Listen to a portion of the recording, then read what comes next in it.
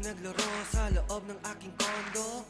It's fun, kaya siya na-excite. Baby, don't you worry, I'll play it right tonight. So doon sa aking kwarto, I said let's do it now. We have to make it quickie kasi it's late na. Sa kakamadali ko na ako ay makascore. Nabitin siya kaya humirit pang one more.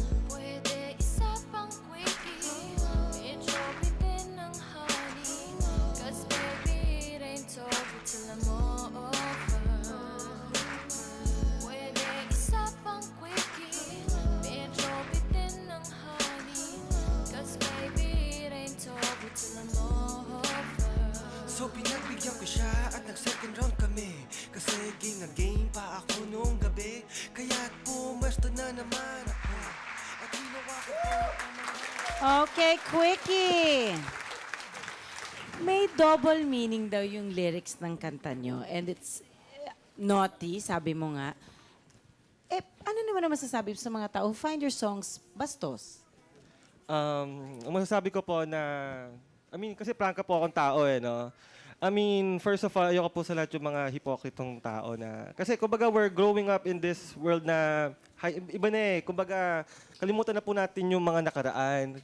We can never go on kung parati tayong babalik sa ating mga past We have to be more broad-minded po in everything. May following talaga kayo. And most of the people who watch you are young. Yes. Diba? Isn't it a bit too early to expose them to songs like this? Yung sa song namin, kung tutuusin, pag nagsalita ho naman kami, kumbaga, nasa tao na yun kung ano yung iisipin niya dun sa sa salita na binitawan namin. Yung sinasabi namin, nagpapakiliti sa utak ng tao. Kumbaga, depende sa tao. Yung mga rap nyo, hindi yung outright na yun na mismo. Opo. Ang sinasabi nyo, pang ano lang. Nasa nakikinig. Nasa Double. nakikinig na po yun. Kumbaga, kung ano yung nature niya, kung depende sa pagkakaunawa niya dun sa word na yun.